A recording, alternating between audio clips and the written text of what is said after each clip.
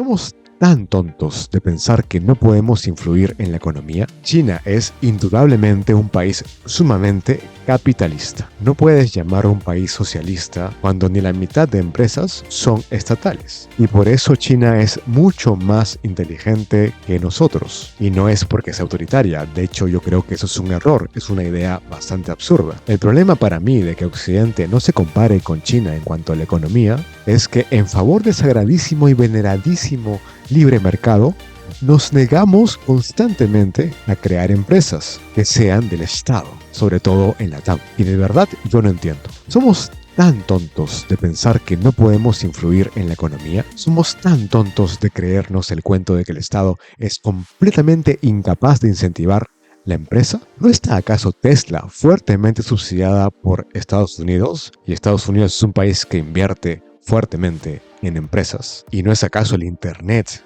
una creación estatal? En la TAM tenemos el tontísimo error de pensar que el Estado no puede crear empresa y de que no podemos influir en la economía mundial. Mariana Mazzucato es una economista italiana, por eso Mazzucato, que ha investigado el tema a fondo. Y veremos a continuación algunas de sus ideas sobre por qué tenemos que tener un Estado emprendedor. Y ahora, unas palabras de David Cameron, ex primer ministro británico.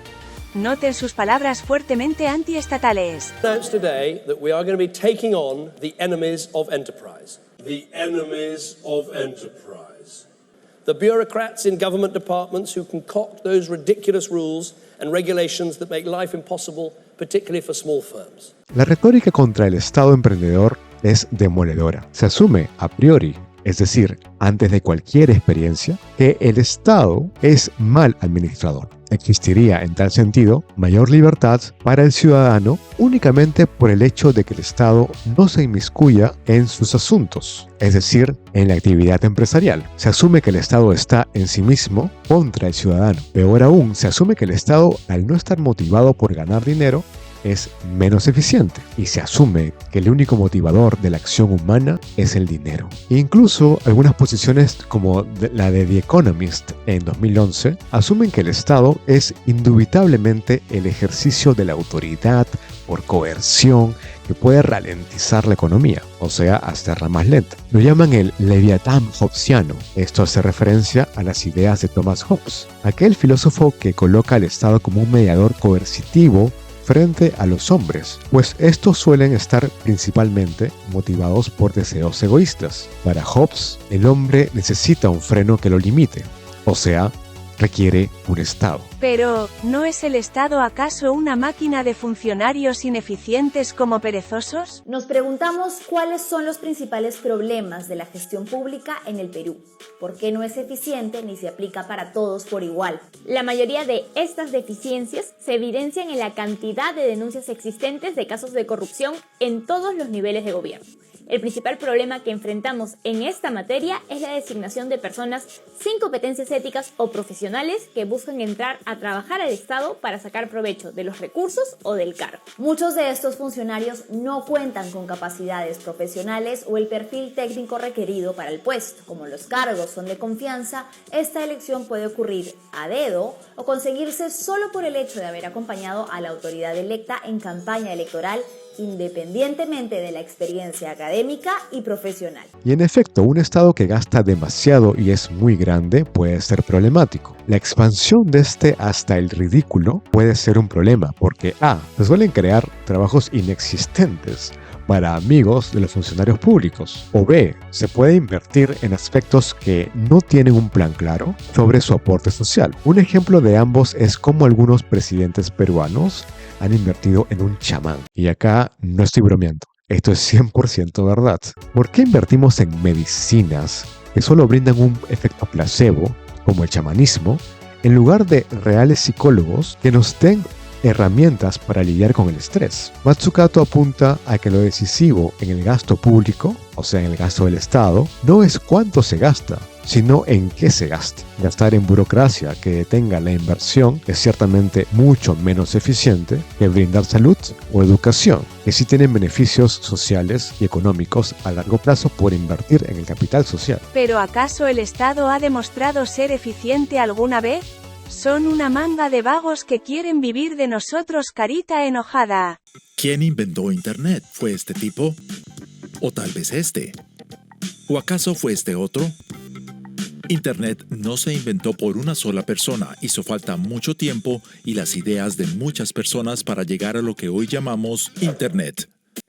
Uno de los primeros en formular la idea de Internet fue Licklider. Este psicólogo e informático imaginó en 1962 una red informática intergaláctica que permitiría a todos acceder a datos y programas. Imaginó incluso la banca en línea, la nube de datos y el comercio electrónico. Algunas de las características más relevantes de Internet en la actualidad. El mismo año, Licklider se convirtió en primer director del programa de investigación informática DARPA, Agencia de Proyectos de Investigación Avanzada del Departamento de Defensa. La agencia se había fundado 4 años antes en plena Guerra Fría. Es sumamente más difícil que el Estado tenga éxito que el que lo tenga una empresa. Muchos críticos del Estado emprendedor afirman que eso se debe a que el Estado no tiene capacidad de elegir a las tecnologías ganadoras o a los sectores económicos más rentables. No obstante, algunos estados no se lanzan únicamente a crear empresas de mercados que ya existen o a solo promover ciertos servicios básicos con actividad empresarial.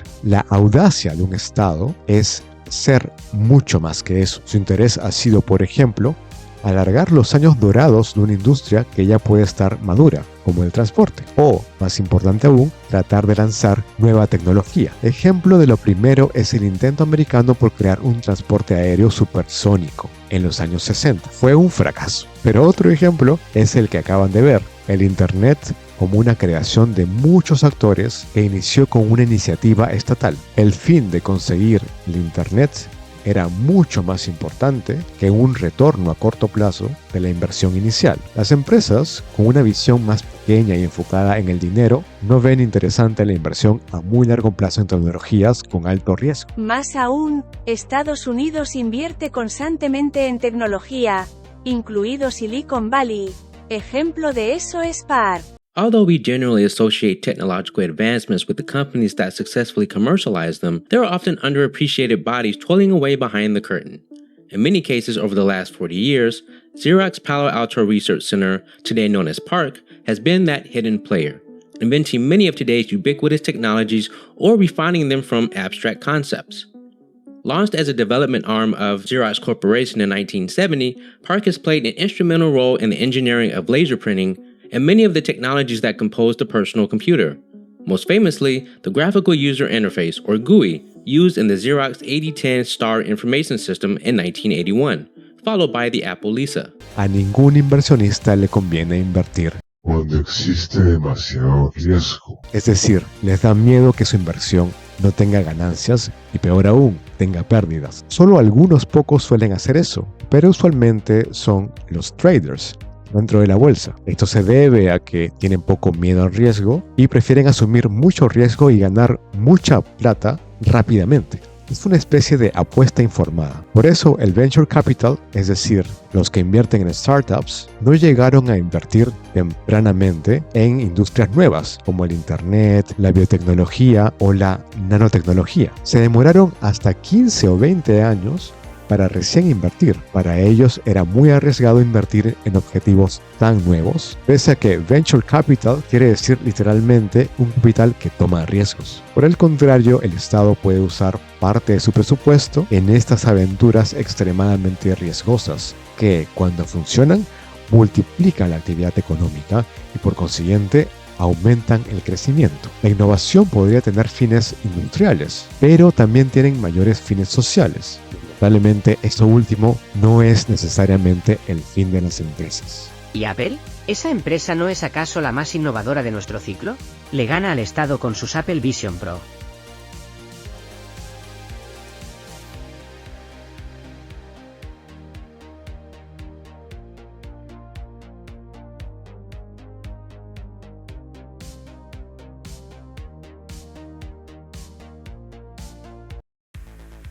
Pese a lo que pueda indicar Apple con su Apple Vision Pro, no hay un verdadero interés por la innovación. El diseño interior es muy ingenioso y es quizá un cambio muy interesante, pero esto no es logro de Apple. Lo que ha hecho es desarrollar la realidad aumentada que comenzó a desarrollarse en 1968. Y esto fue a través de la inversión estatal en Harvard, a partir del científico Ivan Sutherland. En realidad, el presupuesto asignado a la investigación y desarrollo de nuevas tecnologías tiende a bajar en las empresas. Y es que no hay motivación para que éste innove. De hecho, siguiendo con el ejemplo de Apple, la creación del smartphone usó tecnologías ya financiadas por los gobiernos, como el Internet, el GPS, la pantalla touch o el asistente personal activado por voz, o sea, Siri. Más aún, el desarrollo del producto que concatenó, o sea, que unió toda la tecnología, recibió dinero del gobierno estadounidense. ¿Me estás diciendo que los estados usan la economía políticamente en su favor?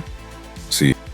Y eso estoy argumentando. ¿Qué es el neocolonialismo? El concepto surge después de la Segunda Guerra Mundial y toma fuerza en los años 60 durante la descolonización de África. Lo acuñaron figuras como el líder independentista de Ghana, Kwame Nkrumah, y sirvió para criticar que en las naciones recién independizadas, de donde se retiraban los ejércitos ocupantes, la economía de sus nuevos estados seguía bajo control de potencias extranjeras, debido a que las nuevas naciones se incorporaban a un mundo ya industrializado y dominado por las potencias occidentales. La meta es la misma que durante el colonialismo de hace siglos: mantener a otras naciones en una posición que permita su explotación. ¿Y cuál es la diferencia entre el viejo y el nuevo colonialismo? Que ahora lo disfrazan mejor. Y según algunos académicos y científicos, es una política planeada por los países poderosos para mantener su influencia y dominio sobre otras naciones. Este colonialismo es una política, pero también es política económica. Eso hace incluso en el siglo XXI China, al intentar dar préstamos gigantescos a África y América Latina. De esa forma tiene influencia en ellos. Eso es una acción directa del Estado para crear, entre comillas, libres mercados. Mazzucato cita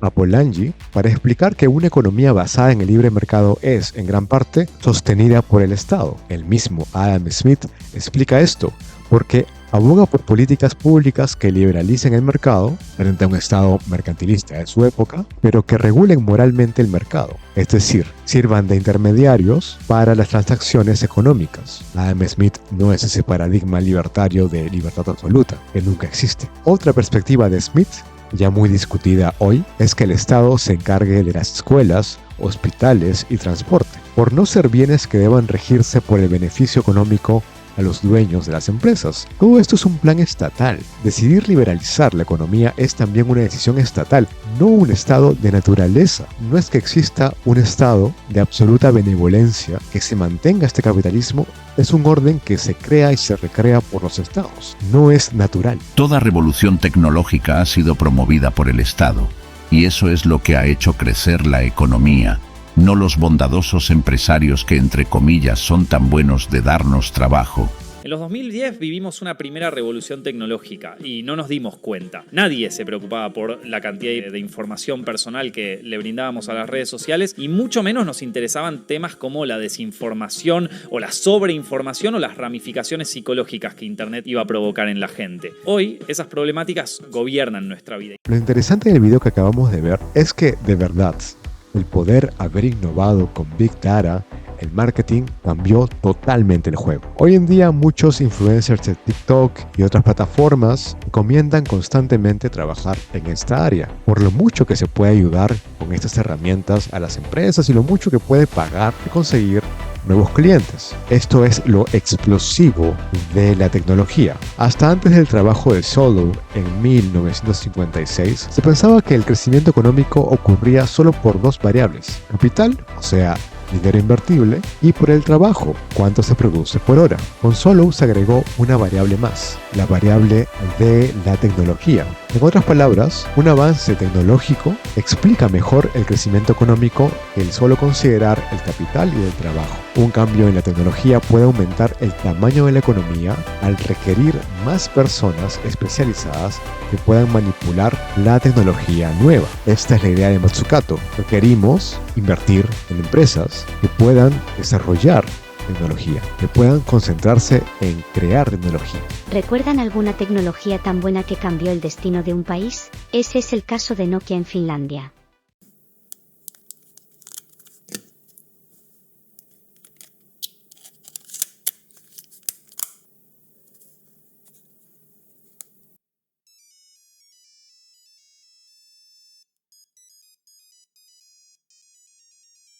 Nokia salió de Tekes, una inversión finlandesa en tecnología. Esta empresa, aunque casi ya extinta, lideró el mercado de la telefonía móvil por varios años. Obviamente fue vencido por el iPhone y los smartphones, pero usar uno de estos celulares y no un ladrillo como ocurría antes fue un gran cambio. Esto nos lleva a entender cómo se puede mover una economía a partir de la innovación. La respuesta al crecimiento económico, como se vio arriba, sería apostar por la investigación y el desarrollo de tecnologías. Lo que Mazzucato siempre dice es eso. Lo que la empresa no hace es desarrollar tecnología, es innovar. Es un mito pensar que innova. Lo que hace es hacer una apuesta relativamente segura sobre lo que ya hay. No fomenta tecnología nueva ni disruptora que no le conviene, porque no es rentable a corto plazo. Peor aún, Mazzucato dice que no basta solamente esto. Es necesario elegir bien las industrias. Pero no solamente una, sino varias. Eso se hizo, por ejemplo, en Japón en los 70. Mientras que Estados Unidos y la Unión de Repúblicas Socialistas Soviéticas, la URSS, se concentraban en desarrollar tecnología de la industria militar, lo que hacía Japón fue concentrarse en la tecnología de sus empresas en varios rubros y creó una economía de guerra, pero una economía que estaba centrada en desarrollar las industrias que crearan productos e investigar en ellas. Este país pasó de ser sinónimo de baja calidad a alta calidad en pocos años. Y esta es la idea de Mazzucato. Tenemos que invertir la plata, fomentar las empresas que desarrollen tecnología. De eso se trata el financiamiento estatal, de ayudar a varios proyectos y promover la innovación y ayudar más a los que comienzan a tener resultados. Les agradezco por ver el video, no olviden suscribirse, no olviden darle like, un abrazo a todos, que la pasen hermosísimo.